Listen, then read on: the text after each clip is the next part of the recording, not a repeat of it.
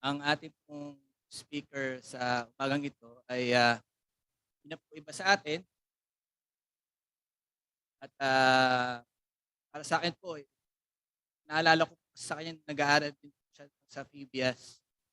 Talagang masipag po siya at talagang meron po siyang heart para meron po siyang heart para sa paglingkod ng Panginoon.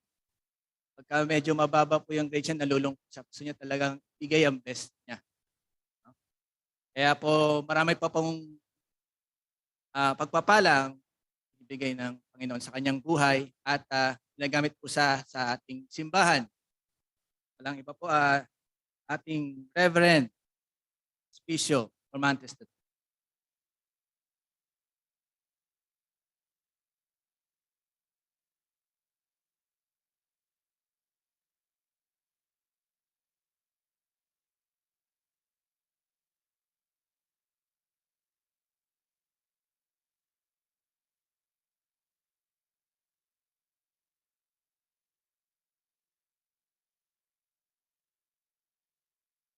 Okay, good morning po sa bawat isa sa atin at salamat sa Panginoon sa opportunity na binigay niya po sa akin para makapag-share po ng salita ng Panginoon. Baka akala niyo taga-Emirates ako. Hindi po. Uniform po ito ng Emirates. Binigay po ako ng long sleeve ni Pastor Alan. Kaya suot ko po ngayon. Kaya makakala niyo lang taga-airport po ako. Pero salamat sa Panginoon sa mga blessings na yan na binibigay niya. Now, ang topic po natin ngayong umaga ay nasa series po tayo patungkol sa Holy Spirit. At ang topic po natin is about the empowering ng Holy Spirit sa ating mga buhay. Tayo po muna ay sumaglit na manalangin.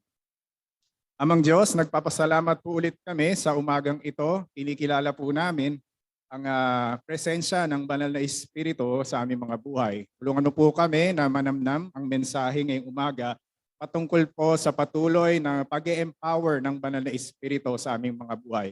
Kaya dinadalayan ko po, Panginoon, na patuloy kang mangusap sa bawat isa sa isang special na kapamaraanan para anuman ang aming mapapakinggan ay mabaon po namin sa madala po namin sa mga susunod na araw at sa aming buhay pananampalataya. Kaya purihin ka, Panginoon, at pasalamatan at ito po ang aming dalangin sa pangalan ng Panginoong Jesus. Amen. So tingnan po muna natin ang konting background itong pinaka-verse na ito. Now, ang sumulat po ng Book of Acts ay si Lucas, si Dr. Luke. Siya po ay isang physician. And dito sa chapter 1 verse 1, sabi po niya dito, in the first book, ano po ang tinutukoy niya? Yung Gospel of Luke. Siya din po ang sumulat ng Gospel of Luke. Yan po yung pinaka-first book. At ang kanyang sinulatan po ay si Theophilus. Now, dun po sa Luke chapter 1 verse 3, in-address po niya si Theophilus. Ang sabi po niya, most excellent Theophilus. So ang ibig pong sabihin, ito po kasing pag-address sa ganitong mga tao, probably si Theophilus po ay isang Roman official. Kasi mababasa din po natin, dito po sa Acts 24 verse 2, ay in-address po si Governor Felix na most excellent Felix. Siya po ang governor ng Judea at saka ng Samaria. And then later on, mababasa din po natin sa Acts chapter 26 verse 25, tinawag din po si Festus. Siya po ay Roman proconsul. Ibig pong sabihin, siya po yung in charge sa financial affairs, maybe ng Judea at Samaria. Tinawag din po siyang most excellent Festus. Kaya probably ito pong si Theophilus ay isa din pong mataas ang katungkulan sa Roman official. Isa po siyang Roman official. Pero sabi po dito, likely Theophilus was a Christian or at least a seeker who was carefully studying the Christian faith. Now, hindi po binanggit kung siya po ay isang mananampalataya. Probably siya po ay naghahanap lang ng mga kasagutan. Curious siya sa naging buhay ng Panginoon. And then, hindi din po natin matiyak kung siya nga ay mananampalataya or probably baka curious lang siya kung sino talaga itong Jesus na ito. Pero alam niyo po ba, ang ibig sabihin ng name na Theophilus is a friend of God. And we hope he lived up to his name. So sana naman, after niyang mabasa ang Gospel of Luke, buhay ng Panginoon, and then nabasa niya na din siguro itong second letter ni Luke sa kanya, yung Book of Acts, sana naman ay siguro naman nakakilala siya sa Panginoon after po niyang mabasa ang lahat ng ito.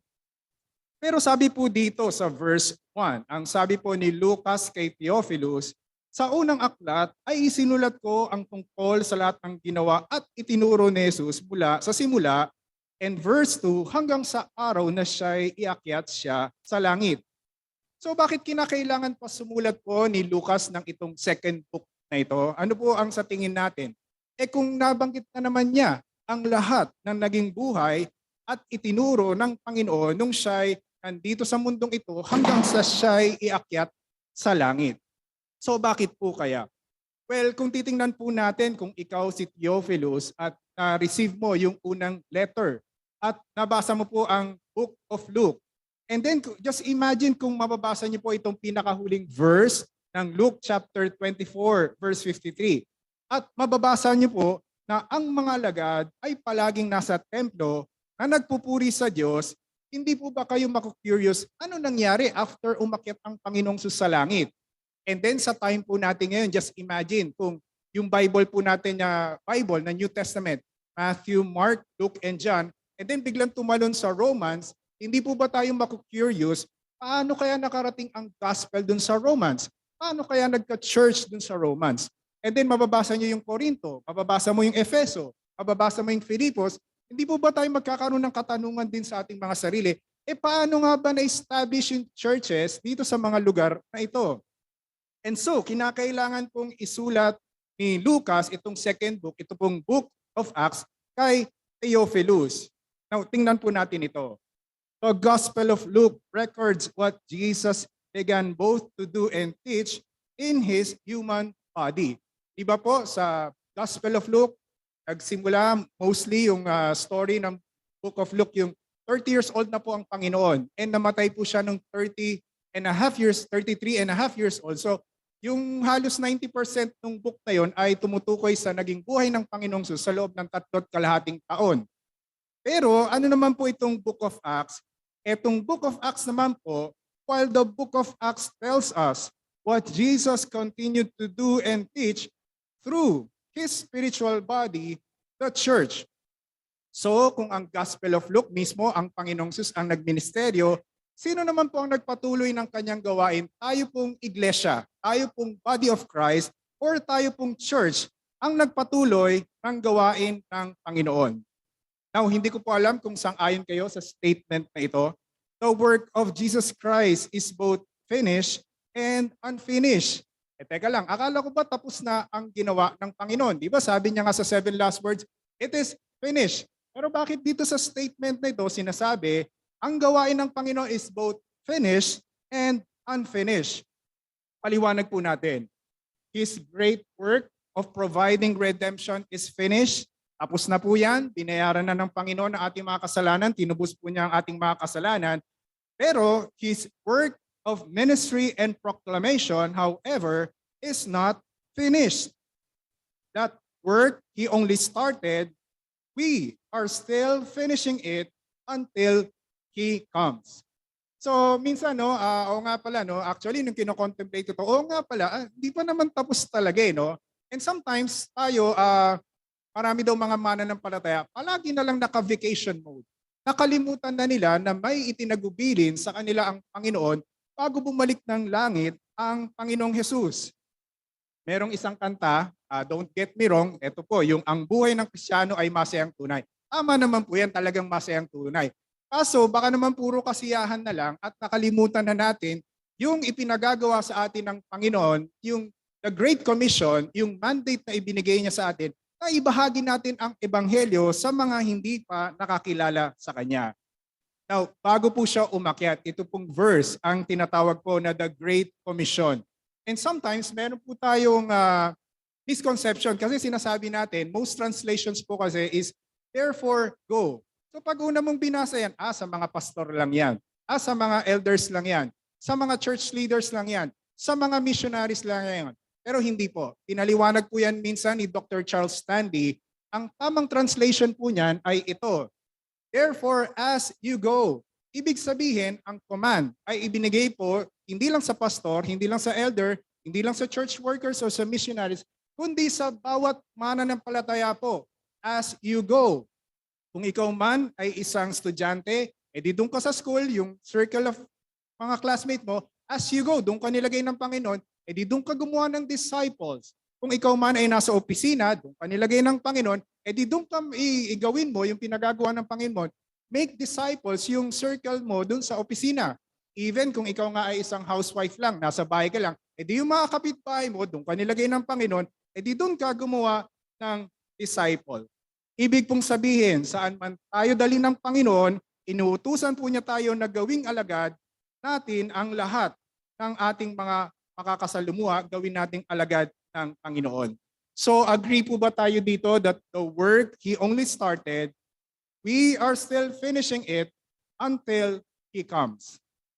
Now, nagbukas po ng gawain ang Panginoon sa Kainta kasi kaya inoohan ko po ito kasi kala ko mga youth yung tuturuan ko.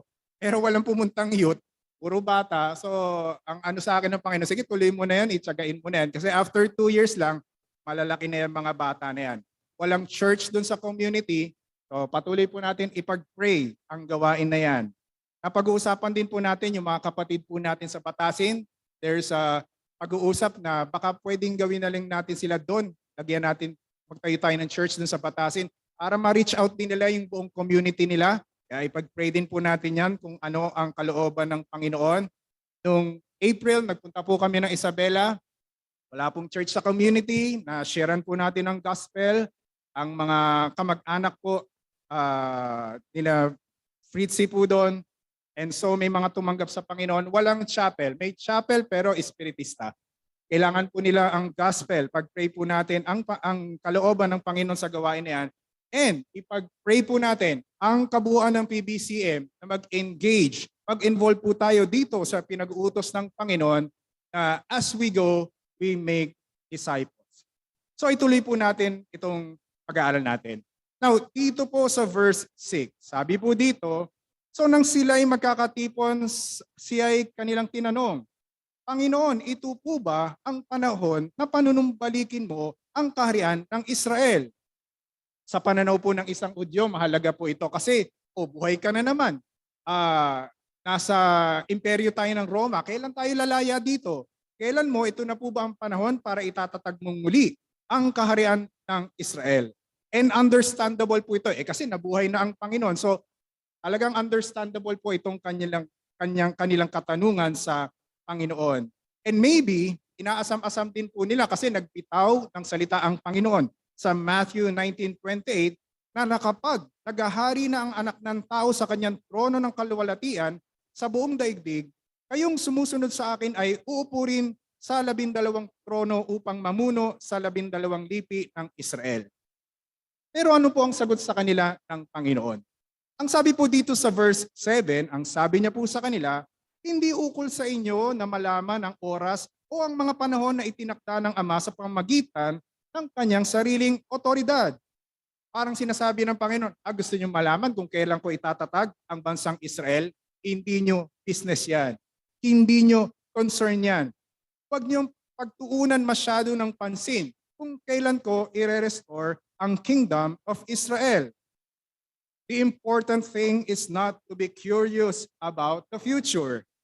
But, sabi po dito, to be busy in the present, sharing the message of God's spiritual kingdom. So, hindi natin concern po yun. Sabi ng Panginoon, hindi nyo na concern nyo kung kailan ko i-establish ang kingdom. Ang concern nyo, makikita natin sa mga susunod na verses, may inutos sa kanila in advance. Sabi niya, ito ang talagang concern nyo. You shall be my witnesses. Ang concern mo is mag-share ka ng gospel at mag-make ka ng disciple. Hindi mo na concern kung kailan ko i-establish ang kingdom. So ito po pala ang dapat focus nating mga mananampalataya. And minsan, madalas, marami po tayong mga pinagkakaabalahan. Marami pong kumukuha ng ating mga atensyon. Masyado po tayong busy sa kung ano-ano mga bagay. At minsan, may pag-agam-agam po tayo kung ano ang mangyayari sa atin sa future. Laging nag-e-evolve yung virus, magkamatayan ng mga tao, may nagbabantang gera, laging nagigiraan yung mga US, yung China, yung Russia, yung Ukraine, baka na maging World War III na ito. Pero ang sinasabi nito ng Panginoon, hindi nyo concern yan. ang pinaka-main concern po natin ay yung mandate na ibinigay sa atin ng Panginoon na as we go, we make disciples. We have to be busy in sharing the gospel to the lost. Ang pagtutuunan po natin ng pansin at dapat po natin ibigay ang ating buong kalakasan ay ang pagbabahagi ng ebanghelyo sa mga hindi pa nakakakilala sa Panginoon. So amen po ba dito? Now, noong December 29, 2011, an extraordinary brawl between clergymen broke out last December 29, 2011 at the very site where Jesus is said to have been born. The annual cleansing of the Church of the Nativity in Bethlehem descended into a battle between the rival Christian denominations that share it. Brooms, fists, and vicious insults flew in all directions between 100 priests and monks dressed in their traditional robes. The fight ended only after Palestinian police bending their heads to squeeze through the church's low door of humility, rushed in with batons to restore order. Narinig ko na po ito siguro sa nakapunta ng Israel. Di ba yung pinanganakan daw po ng Panginoon, papasok ka, hindi ka patayo parang yuyuko ka Ang symbol nun, humility, dun sa site na kung saan pinanganak ang Panginoon. Pero there's an incident, ayun, nagsuntukan, nagbatuhan, iba-ibang denomination sa loob nitong sinasabing site kung saan ipinanganak ang Panginoon. So makita po natin, ito po ang sad reality sa loob ng mga churches. Madalas nagtatalo-talo po ang mga mananampalataya. Pero pag inanalyze mo, maliit na bagay lang yung pinagtatalunan.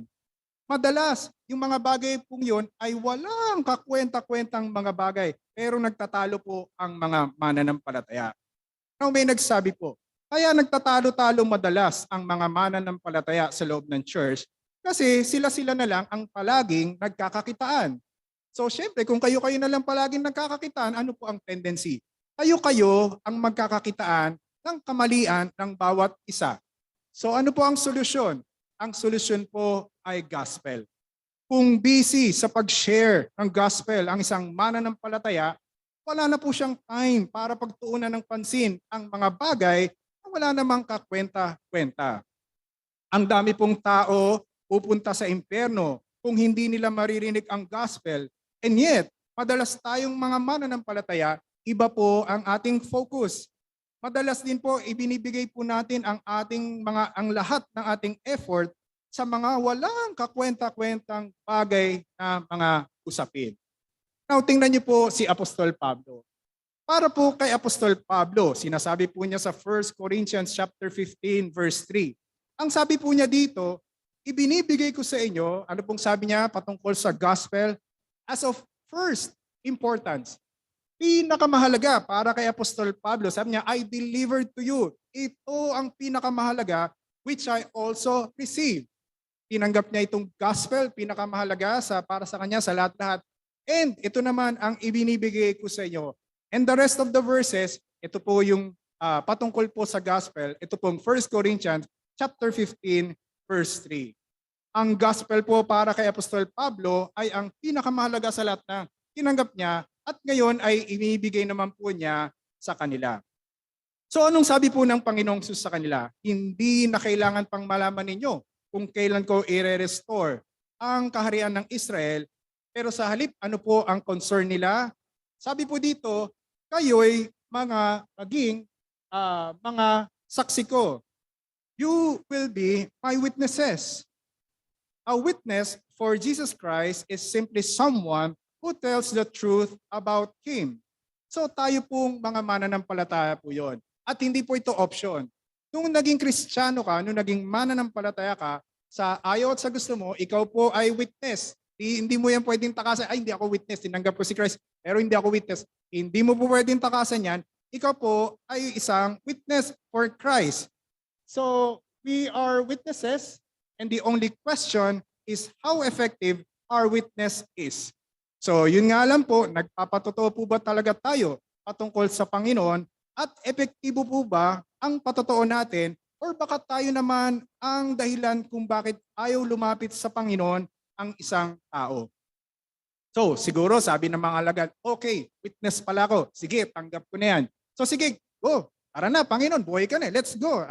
On the move na tayo. Let's go na tayo. Pero ano pong sabi sa kanila ng Panginoon? Babalikan ko po itong verse 4. Sabi po ng Panginoon sa kanila, huwag umalis sa Jerusalem, kundi hintayin ang pangako ng Ama. Ano? Di pa tayo kikilos, eto na, buhay ka na. Kilos tayo. Hindi, wag muna kayong umalis. And then pagdating po sa verse 5, sapagkat si Juan ay nagbabautismo sa tubig, subalit hindi naaabutin ng maraming araw mula sa ngayon at kayo'y babautismohan sa Espiritu Santo. So may trivia. Sabi, wag muna kayong umalis, hintayin nyo, darating ang banal na Espiritu. Ilang days ang lumipas bago dumating ang Holy Spirit? So ang answer po, to be exact, 10 araw. At ipaliwanag po natin yan kung bakit. Kasi di ba po dumating ang Holy Spirit nung the day of Pentecost? And Pentecost means 50th. It is the New Testament name for the Feast of Weeks or Harvest, which was celebrated 50 days after Passover. So di ba namatay ang Panginoon? After 3 days, nabuhay siya. And for 40 days, nagpakita siya ng mga proofs. Ako to, buhay ako for 40 days. Tapos bumalik siya sa langit. And then, dumating ang araw ng Pentecostes, which means 50th. So ibig sabihin, di naman sobrang tagal. After 10 days, saka po umaba ang banal na Espiritu. So ano pa ang hinihintay natin? Siguro sabi ng mga alagad, pero hindi, sabi ng Panginoon, maghintay kayo. At bakit nila kinakailangan maghintay? Kasi dito po yung pinaka-verse po natin. Sabi po dito, kailangan ninyo kasi ng iba yung kapangyarihan para maging epektibong witness kayo para sa akin. Tatanggap kayo ng kapangyarihan kapag umaba ang banal na Espiritu sa inyo. Power. Pag-usapan po natin yung power. Now, yung power translate dunamis sa Greek. From the English word dynamite derives. Akala ko BTS lang yung may dynamite. Hindi pala. Tayo po talaga yung may dynamite. Power, dunamis. Ito po ang sinasabi na meron po tayo, all believers have in them spiritual dynamite for use of gifts, service, fellowship, and witness. Hindi po natin magagamit ang ating kaloob. Hindi po tayo makakapaglingkod ng epektibo. Hindi po tayo mapapasok sa body of Christ, sa fellowship. At hindi po tayo magkakaroon ng katapangan magbahagi ng ebanghelyo kung hindi po tayo bibihisan ng kapangyarihan ng banal na Espiritu. Si Dr. Charles Stanley, naririnig ko sa kanya to, but you will be clothed. Bibihisan kayo. You will be clothed with power. So siguro ang damdamin ni Pedro, kung sasabihin niya, hindi, si Pedro mapusok eh. Go na tayo, mag-share na tayo, maglingkod na tayo. Well, siguro ang sasabihin sa kanya ng Panginoon, di ba sabi mo dati, handa kang sumama sa akin, handa kang mabilanggo hanggang kamatayan. Di ba 3 beses mo nga akong tininay bago tumilaok ang manok? And then siguro si Thomas sasabihin niya, go na tayo, tara, mag-ebanghelyo na tayo. Babalikan din siya ng Panginoon. Hindi ba sinabi mo dun sa John chapter 11, nung sa John 11, yung kay Lazarus, di ba? Tara, punta na tayo. Tapos sabi ng mga alagad, pupunta tayo doon, papatayin ka nga doon. And then nung sabi ng Panginoon, hindi, pumunta na tayo doon. Gisingin natin ang kaibigan nating natutulog na si Lazaro. Di ba ano pong sabi ni Tomas? Sabi ni Tomas, sumama tayo sa kanya nang mamatay tayong kasama niya. O di ba? Hindi lang pala si Pedro yun, si Tomas din pala, ang lakas na loob. Tara, sasama-sama tayo, mamatay na tayo. Pero di ba nung after siyang mabuhay, nagpakita siya ng pangalawang pagkakataon. Di ba sabi ni Tomas, hindi ako maniniwala diyan kung hindi ako may papasok yung daliri ko sa kamay niya at yung kamay ko sa tagiliran niya. And yung the rest ng mga alagad. Hindi po ba nung dinakip ang Panginoon ay tumakas ang mga alagad at iniwang siyang mag-isa? Tapos ngayon, go-go na kayo? Hindi. Sabi ng Panginoon, maghintay kayo kasi bababasa niyo ang banal na Espiritu at bibihisan kayo ng kapangyarihan. So paano sila makakapagsasabi nila na kaya nila ang pagiging witness kung wala silang kapangyarihang nanggagaling sa banal na Espiritu? And even, nais ko pong tingnan natin, mismo na po ang Panginoong Jesus bago po siya magsimula ng kanyang ministry. Alam niyo po ba, nung binautismuhan po siya, he was 30 years old. Hindi po siya agad nangaral, hindi siya agad nagpagaling. 30 years old po siya. naghintay po muna siyang mabautismuhan. And then, ang sabi po sa Luke chapter 3, 21 to 22, nang mabautismuhan na ni Juan ang mga tao, pinautismuhan din niya si Jesus. Habang nananalangin si Jesus, nabuksan ng langit at bumaba sa kanya ang Espiritu Santo sa anyo ng kalapati. So di ba naghintay siya, nabaptize po siya, and then bumaba sa kanya ang Holy Spirit. So ano pong nangyari? Yung chapter po after chapter 3, di ba po nung tinukso ang Panginoon, bakit po napagtagumpayan ng Panginoong Sus yung mga tukso na yon? Kasi ang sabi po sa verse 1 ng chapter 4, mula sa Jordan, umalik si Jesus, napuspos ng Espiritu Santo. Sabi po ng verse, and Jesus, full of the Holy Spirit. After po niya mabautismuhan, bumaba sa kanya ang Holy Spirit. Kung kaya't pwede din po nating sabihin na nagministeryo ang Panginoon sa pamamagitan din ng empowerment ng banal na Espiritu. Now, madalas hindi po tayo aware sa ministry ng Holy Spirit sa ating mga buhay or even ang pagkilos niya sa loob ng church. Pero alam niyo po ba kung gaano kahalaga ang Holy Spirit? The Holy Spirit is mentioned more than 50 times in the book of Acts. So napakahalaga, no? Kaya nga ang sinasabi, yung book of Acts, hindi siya the work of the apostles, kundi the work of the Holy Spirit. Pero pagsamahin na po natin, pwede nating sabihin the book of Acts is the work of the Holy Spirit through the apostles. So amen po ba doon? Magkasama, no? The work of the Holy Spirit, pero ginamit niya yung mga apostles through the apostles. Ang Holy Spirit po, ito po lang yung iba na napag-aralan natin sa Sunday School. He regenerates, nagbibigay po siya ng buhay espiritual sa atin.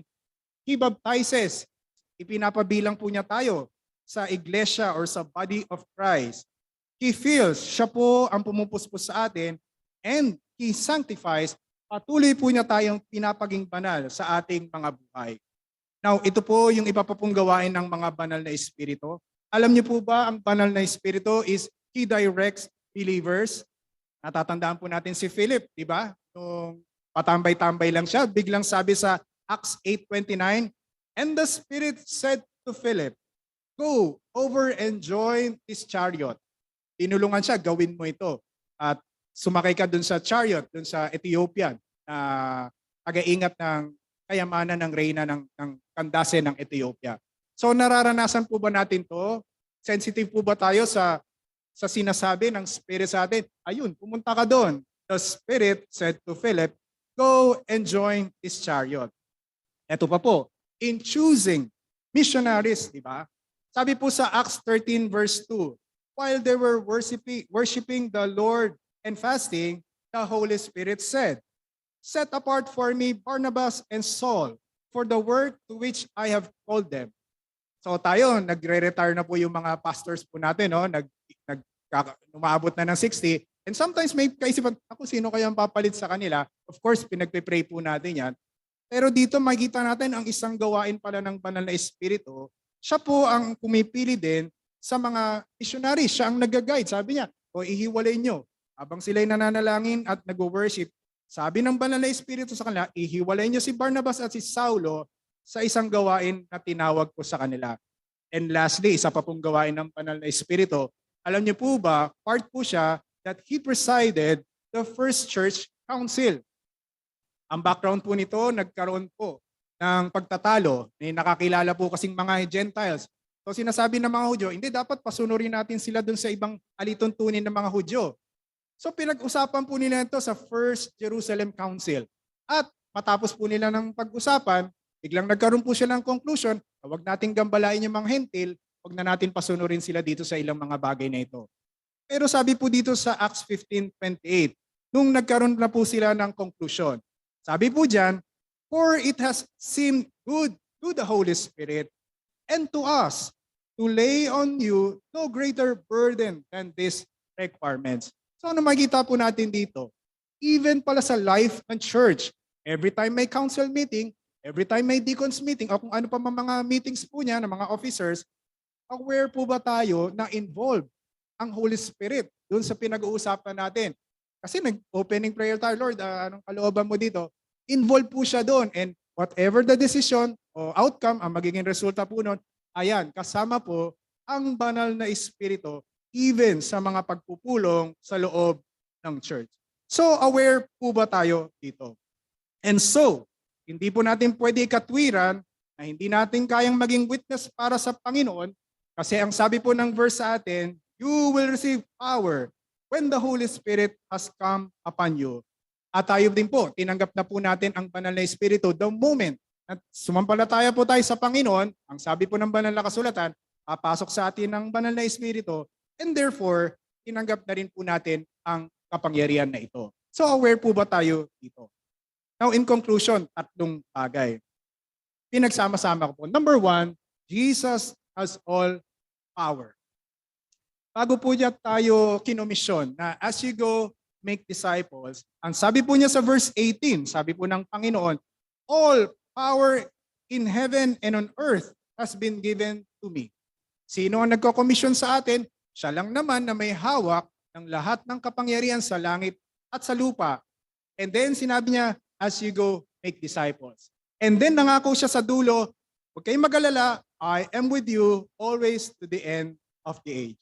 So Jesus has all power. Number 2, the gospel is power itself.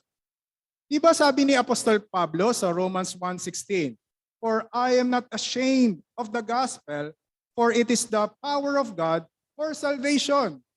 Imagine, kasama mo na si Jesus Christ, di ka niya iiwan, ang nag-uutos sa atin is someone who has power sa heaven tsaka sa earth, and then yung gospel message pala itself is power.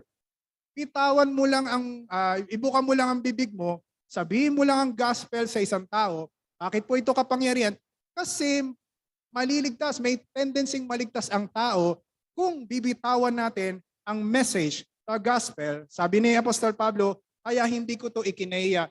For the gospel itself is the power of God for salvation. Kaya ibuka lang po natin bibig natin. Sabihin lang po natin ang gospel.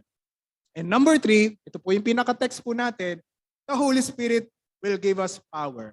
So sabi po dyan, you will receive power when the Holy Spirit has come upon you. At tinanggap na po natin yung kapangyarihan niya. And so, kung nasa atin itong tatlong ito, ang pinakatanong, may kakatwiran po ba tayo na hindi ko kaya, hindi ako pwede mag-share or hindi ako pwede maging witness para sa Panginoon? Ang nag-utos, nasa kanya lahat ang power, hindi niya tayo iwan. The gospel message itself is power.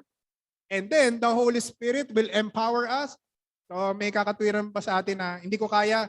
Hindi po natin may kakatwiran na hindi po natin kaya sapagkat lahat na po ng kapangyarihan ay available at binigay po sa atin. Ang prayer ko po this year, June pa lang naman po. So, sana bawat isa sa atin ay ma-activate ulit. Mag-share po tayo ng gospel. Mag-disciple po tayo. Marami pa pong kaluluwa ang hindi pa nakakilala sa Panginoon. Kaya, i-claim po natin lahat ng promises na ito sa Panginoon. Gusto kong tawagin si Abby at si Jemima. Kagabi po kasi parang 2 a.m. na ako nakatulog. Kasi alagang laging ang isa sa favorite song ko is I Am Not Ashamed of the Gospel. Alagang ibang dating sa akin yung kanta na yon. And buti, salamat, this morning, pumayag po sila na mawit. Kaya tinatawag ko po si Abby at si Mimay para handugan tayo ng awit.